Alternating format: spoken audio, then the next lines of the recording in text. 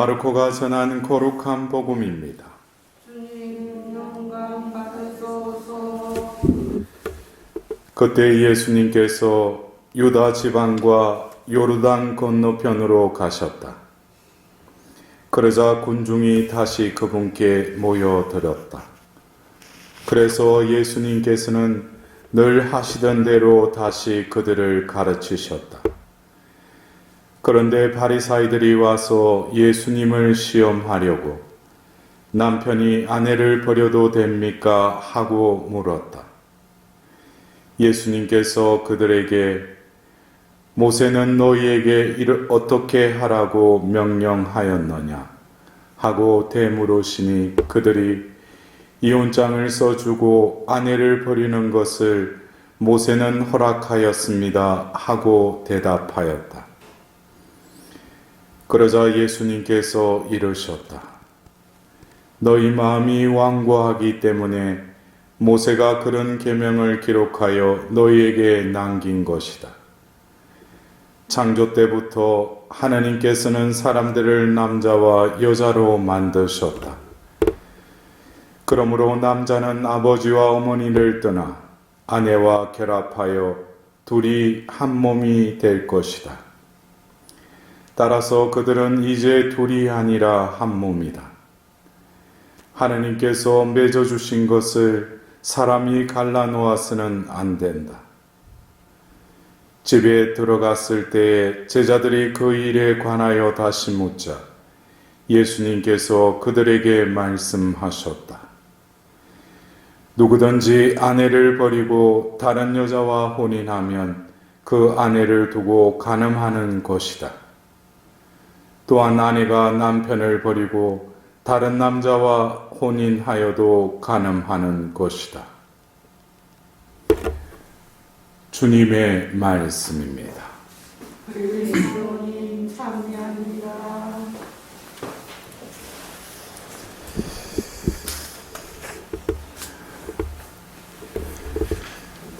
우리가 예수님의 그 공생애를 이렇게 보다 보면은 바리사이들과 율법학자들이 예수님께 와서 오늘처럼 우리가 들은 복음 말씀처럼 이렇게 시험하는 장면들이 많이 나옵니다.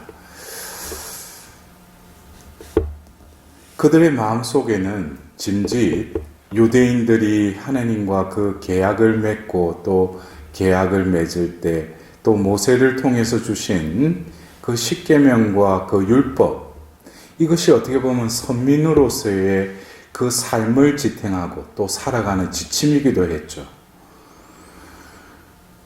근데 이것을 왜 시험하려고 했던가? 예수님께서 우리가 잘 아는 마태오복음 산상수훈을 우리가 보더라도 옛 사람들에게는 이렇게 말하였다. 그러나 너희에게는 이렇게 말한다라고 겉으로 보면 완전히 다르게 해석을 하시는 것처럼 들릴 수도 있어요. 그러나 예수님께서 이 율법이라는 것, 하나님이 주신 것은 바로 그 계약의 관계로부터 출발해야죠. 우리가 그래요. 우리가 신자이기 때문에 주일날 내가 주일 미사에 참여한다. 겉으로 보면 맞죠. 그러나 그 관계성이 없는 맹목적으로 그냥 내가 의무로만 그냥 주일 미사 참여해야 된다. 그럼 또 주일 미사에 참여하지 어떤 피치 못할 상황에서 또 주일 미사를 거랬을 경우에는 또 고해성사를 봐야 된다. 어떻게 보면은 그 신앙생활을 하는데 올바로 하는 것 같아요. 그러나 그냥 외적으로 주일 미사 참여해서 한 주간 동안 살았던 것을 또 한 주간을 시작하면서 주님의 날에 주님 앞에서 다시금 용서를 청할 건 용서를 청하고 또 감사드릴 거는 감사드리고 또 이 한 주간도 주님께 온전히 봉헌하기 위해서 우리에게 이 주일날 하나님께서 들려주시는 그 말씀을 갈급하고 그 말씀을 듣고 또 말씀에 새기고 더불어서 예수님의 그 몸을 모시고 한 주간을 살 그런 마음가짐으로 그냥 주일 미사에 참여한 것과 그냥 의무니까 그냥 가서 미사 때도 그냥 자기 생각 뭐 그냥 마음에 와닿는 것도 없이 그냥 그 시간대에 그냥 성당에 있었다는 것만으로 아 나는 주일 미사 참여했다. 우리가 어떤 때는 외적으로밖에 사람을 판단할 수밖에 없는 상황들이 있죠. 그러나 하나님은 그 외적인 것을 보는 게 아니라 그 사람 마음을 보셔요. 여러분들 이러한 그 하나님과의 그 관계에 있어서 하나님의 눈이 나를 보실 때 그냥 외형적으로 살아가고 있는 나를 볼 때 조금씩 살아있는 그 신앙인으로 삶을 살 때는 의미 부여를 어떤 외적인 것보다도 내가 하나님과의 이 순간에 내가 어떤 마음을 또 어떤 원의를 가지고 이 일을 행하는가 그것에 내 마음이 움직이기 시작한다는 것이죠. 그래서 자칫 어떤 형식주의나 외형적인 그런 것을 보고 구약에서도 하나님께서 사무엘이 오기 전에 번제물을 바칠 때 그럴싸하게 다 핑계를 대지 않습니까? 그러나 사무엘은 그 사울을 보고 뭐라고 해요? 하나님이 번제물과 희생제물을 반기시는 게 아니라 하나님의 그 마음을 헤아리는 그 자비, 그것이 진정한 하나님이 즐겨 받으시는 것이다. 그래서 오늘 예수님께서도 이 신명기 24장 1절에서부터 이 말씀을 분명히 그 율법으로 주셨어요. 남편이 여자가 혼례를 하고 들어왔는데 그 여인에게 추악한 일이 있을 경우 그 남편은 아내를 버려도 된다 라는 게 신명기 24장 1절에 그 말씀이 있어요. 근데 그 앞부분은 빼고 뒷부분에 남편이 아내를 버려도 됩니까? 이렇게 물어봐요. 예수님은 그들이 그 질문을 던지기 전에도 던질 때도 이미 그들의 마음보를 아시죠. 나를 시험하려고 하는 거구나. 그러자 이 기회에 왜 모세가 그런 말을 했는지에 대해서도 분명히 명시하시죠. 너희들의 마음이 완고하기 때문에. 그래서 우리가 이 신명기 24장의 그 1절부터 해서 그 이혼에 대한 그 규정, 그것은 유대인들의 사회는 남성 중심의 사회죠. 그러다 보니까 어떤 여자라는 그 존재가 인격적으로 어떤 혼례를 통해서 맺어지기보다는 그냥 재산으로 여겼다는 거예요. 여자를. 그러다 보니까 또 마음에 안 들고 그러면은 어떤 학대와 폭력을 써도 어쩔 수가 없는 거예요. 그럴 때 나아갈 수 있는 방법으로 이 모세가 그 율법을 제정하신 거예요. 율법을 통해서 하나님이 주신 것이죠. 그래서 우리가 이 배경을 모르면은 그냥 한 기절만 가지고 남편이 아내를 버려도 된다. 그 뒷부분에 그 말씀 가지고 성경에 이래 나와 있다. 우리가 어떤 때는 그래요. 성경 전체의 어떤 하나님의 뜻을 이해하지 못하고 어떤 성경 구절을 가지고 그것을 성경 전체의 하나님의 뜻에 버금가는 것처럼 그걸 가지고 강요하는 경우가 있어요. 우리가 그래서 어떤 경우에는 이런 그 그리스도교회에서 가톨릭 교회에서 이렇게 갈라져 나간 어떤 종파들을 보면은 와서 보면은 그럴싸하게 성경에 필요한 성경 구절을 가지고 그걸 가지고 그럴싸하게 또 이렇게 설명을 해요. 그래서 제가 그 여호와 정인이라는 그 교파에서 우리 천주교 신자들이 또 그쪽으로 넘어간대요. 그리고 요 근래의 신천지 같은 경우 그들이 말하는 것이 어떤 요한묵시록의 그 말씀을 가지고 그렇게 이야기하는데 요한복음이 없는 요한묵시록은 없어요. 또 그리고 요한의 편지와 다 연관성 안에서 우리는 요한묵시록을 봐야 되는데 성경 전체의 그 하나님의 의도하심을 모르니까 분명히 몇 장 몇 절 하면은 성경에 나와 있거든요. 그것을 자의적으로 해석해서 그걸 가지고 그들에게 세뇌하다시피 하니까 성경이 이런 말씀이 우리 가운데 이루어지구나. 그러면 내가 성경 말씀대로 살아야지. 그러나 그것은 전체에 그것이 없는 부분적인 것만 가지고 우리가 그 진리를 다 10분 깨달을 수가 없는 것이죠. 그래서 오늘 예수님께서도 그들의 완고한 마음을 보시고 모세가 너희에게 그런 법을 주었다 하시면서 예수님께서는 어디로 소급하셔요? 바로 창조 때의 그 창세기 2장의 말씀을 인용하십니다. 제가 조금 전에 말씀드렸듯이 우리가 어떤 법을 가지고 우리 교회에서도 어떤 교회법이 있죠. 그리고 어떤 지역적으로 주교님을 통해서 또 어떤 명시하는 지키라고 하는 조항들이 있죠. 그래서 왜 신학이 필요하냐면은 우리가 그래요. 금요일 날 금욕해야 된다. 그러니까 그냥 그 법만 생각하는 거예요. 그래서 고기는 안 먹어야 되니까 오늘은 회나 먹을까? 이런 어떤 그런 그 이분법적인. 그래서 신학이라는 것은 왜? 그리고 이러한 것을 우리가 지켜야 되는데 그 의미를 깨닫고 지키라는 거예요. 그래서 어떤 외용주의에 그 치우치다 보면 뭡니까? 그냥 외적으로 내가 어떤 행동을 하나님 앞에서 하면은 하나님이 그것을 다 받아주시는 줄 알아요.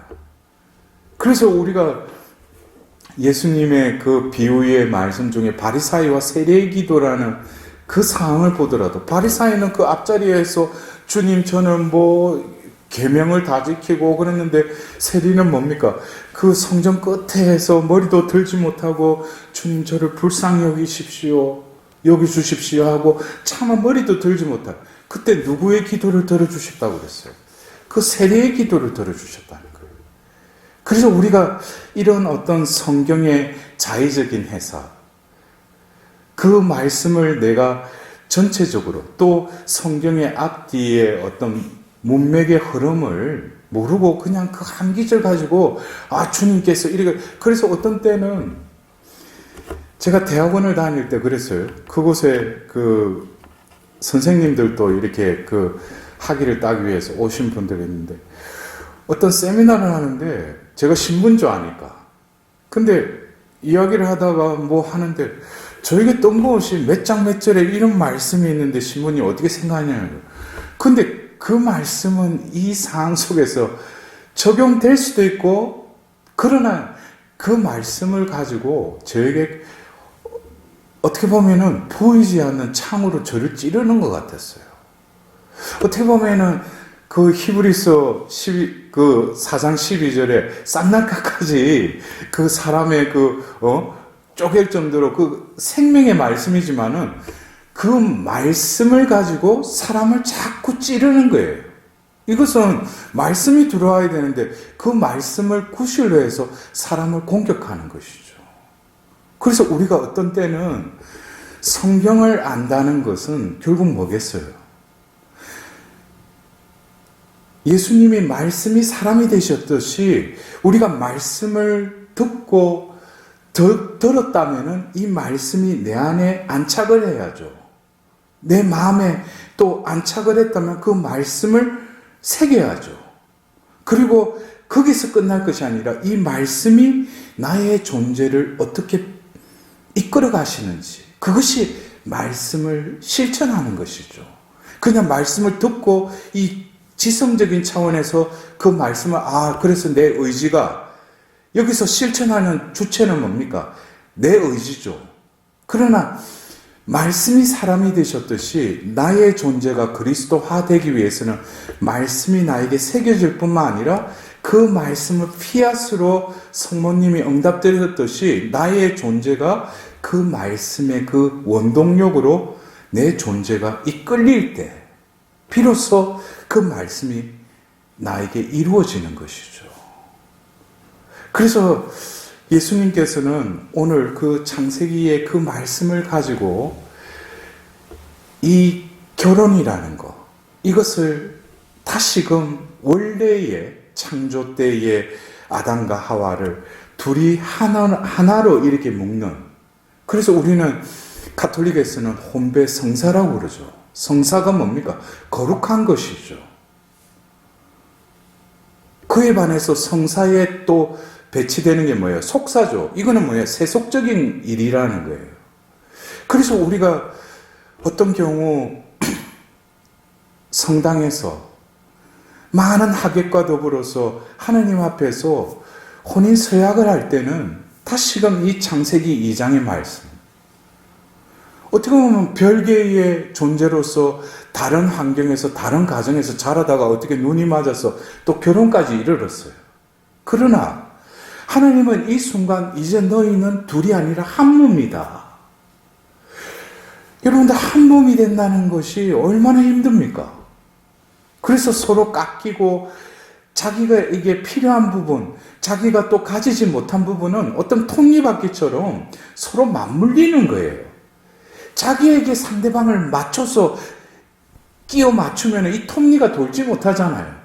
튀어나온 부분이 또 온폭한 부분에 들어가야지 이 톱니가 이렇게 맞물려서 돌아갈 수 있잖아요. 그런데 어떤 경우에는 내가 살고 나의 기준, 나의 가치관에 상대방을 자꾸 몰아넣으려고 하니까 거기서, 그래서 어떤 경우에는 이혼의 이유, 세속에서도 보면 왜 이혼했느냐, 성격 차다. 어떤 면에서는 맞는 말이면서도 황당한 말이기도 해요. 왜 맞는 말이냐? 성격이 다를 수밖에. 살아온 배경이나 모든 게 틀린데. 그런 황당무계하다는 건 뭐예요? 그러면 왜 결혼을 했냐 이거예요. 서로 맞추기 위해서. 그러나 예수님께서는 오늘 그 말씀을 하시고 나서 마지막에 간음에 대해서 이야기하셔요. 이것은 우리가 꼭 그 어떤 남녀의, 부부의 관계에서도 우리가 볼 수 있지만, 이 부부의 관계라는 것은 구약의 시나이산에서 하나님이 이스라엘 백성과 계약을 맺을 때 나는 너희의 하나님이 될 것이고 너희는 나의 백성이 될 것이다.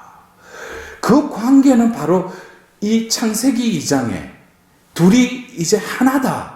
이제 하나님과 계약을 맺은 이스라엘 백성이 뭐예요? 하나라는 거예요. 그래서 어떤 그 다른 지에서나 우리가 시서에도 보면은 그 아가서에 그 남녀의 뜨거운 열정의 그 관능적인 어떤 사랑을 우리는 그것을 어떤 원색적으로 볼 것이 아니라 하나님을 찾기 위해서 찾아 나서는, 또 보았을 때 마음이 뛰고 또 어떤 경우에는 또 떨어지는 것 같아도 다시금 하나님을 찾는 그 남녀의 사랑처럼 우리도 하나님이 신랑이시라면 구약의 이스라엘 백성들은 신부였다는 거예요. 그것이 바로 신약에 와서 다시금 어떻게 비약이 됩니까? 바로 그리스도와 교회의 관계. 그래서 여기서 간음이라는 것은 뭐겠어요? 신의와 공정을 저버리는 것이죠. 그냥 어떤 간음을 저버렸다, 범했다, 이거 이전에 왜 그렇게 했는가? 그것은 원천적으로 그 사랑의 그 계명을 내가 저버렸다는 것이죠. 그래서 어떻게 보면은 우리가 오늘 이 바리사이가 예수님을 시험하려고 왔다가 예수님께서는 다시금 이 법의 원천을 다시금 말씀해 주시면서 다시금 집에 와서 그 제자들의 물음에 이것을 그냥 육적인 간음의 문제가 아니라 하느님과의 관계 속에서도 내가 하나님이 나를 부르셔서 당신과의 그 관계를 맺으셨는데 과연 나는 그것의 신의와 공정과 충실을 통해서 나는 얼마나 하나님께 또 그 관계를 맺고 나아가고 있는가. 그래서 오늘 우리가 일독서에도 어떤 심판의 문제에 대해서 이야기를 해요. 이 심판은 어떻게 보면 칼로 어떤 그 물건을 이렇게 자르듯이 그렇게 할 수 있는 분은 하나님밖에 없죠. 왜? 하나님이 만물을 창조하셨기 때문에. 그러면 우리가 심판하지 말고 이해할 건 이해하고 아니할 건 아니하여라 한 이 말씀을 어떻게 이해할 건가? 우리가 어떤 때는 어떤 사람을 두고 보다가 단죄할 수밖에 없는 상황이 있어요. 그것은 심판하지 말아 보니까 그냥 내버려 두면 그 사람이 어떻게 보면은 나와의 관계를 떠나서 공동체에도 악영향을 끼친다면 어떤 때는 단죄를 해야 돼요. 그럴 때 심판하지 말라는 이 말씀을 어떻게 이해해야 될까요? 그것은 바로 하느님께 이것을 가지고 가서 주님 어떻게 해야 됩니까? 기도해야죠. 그래서 예수님께서도 뭐예요? 교회 전통적으로 어떤 형제가 회개하지 못하고 그럴 때는 다른 형제를 데려오라고 그러죠. 그 속에서 또 말을 듣지 않으면 또 어떻게 어떤 공동체 앞에서 또 그것을 말을 해는 거예요. 그래서 우리가 어떤 심판을 하지 말라고 해서 다 그냥 뭐 은근슬쩍 다 넘어가라는 게 아니라 하나님이 심판하시도록 내가 머무르고 하나님의 의견을 묻고 하나님의 그 결정을 나를 통해서 하시도록 그렇게 하나님께 모든 것을 안배해드리는 것이 그렇다면 우리가 이해할 것은 이해하고 아니할 것은 아니하라는 그 말씀이 진리인 거예요. 왜? 모든 것을 판단하시고 또 그것에 대한 응당한 심판을 하시는 분은 하나님이시니까. 그래서 내가 하나님께 기도했어요. 주님, 이런 상황에서 어떻게 해야 되겠습니까? 할 때 기도하고 또 자기 마음 맞는 어떤 신자들에게도 또 기도를 부탁했을 때 또 그리고 얼마 후에 물어봤을 때 자신도 그런 응답을 받았다라고 확신이 있을 때 어떻게 해야 돼요? 이해해야죠. 그래서 우리가 어떤 때는 자의적으로 자기 식대로 또 자기 경험에 근거해서 어떤 것을 속단할 때 거기서 우리는 또 다른 심판자가 될 수 있다는 것이죠. 우리가 오늘 또 이 미사에 참여하면서 우리가 할 수 있는 것은 남을 심판하기보다는 나에게 베푸신 그 하나님의 자비, 자애를 늘 묵상하고 하나님께 진정으로 그 찬양을 드리는 우리가 될 때, 그래서 오늘 그 시편의 말씀도 주님은 자비롭고 너그러우시며 분노에는 더디시나 자애는 넘치시네. 끝까지 캐묻지 않으시고 끝끝내 화를 품지 않으시네. 여러분들, 우리가 믿는 하느님이 이런 분이셔요. 나의 허점, 나의 잘못, 나의 죄악을 그분은 다 아시더라도 끝까지 캐묻지 않으실 뿐만 아니라 우리가 하나님 앞에 그 죄를 내어놓았을 때 화를 품지 않을 뿐만 아니라 이사야서 38장에는 뭐예요? 그 죄를 당신 등 뒤로 내던지셨다는 거예요. 여러분들, 그런 말씀을 우리가 곰곰이 묵상하다 보면 하나님이 얼마나 자비로우신 분이신지, 하나님의 자애가 얼마나 넘치시는지를 우리가 몸소 또 느낄 수 있을 것입니다. 오늘도 하나님께서 오늘 부부의 그 관계에 대해서 말씀하신 그 말씀이 다시금 나와 그 하나님의 관계로 다시금 우리는 묵상하면서 진정으로 하나님과 하나 되는 삶을 살아갈 수 있도록 오늘도 주님의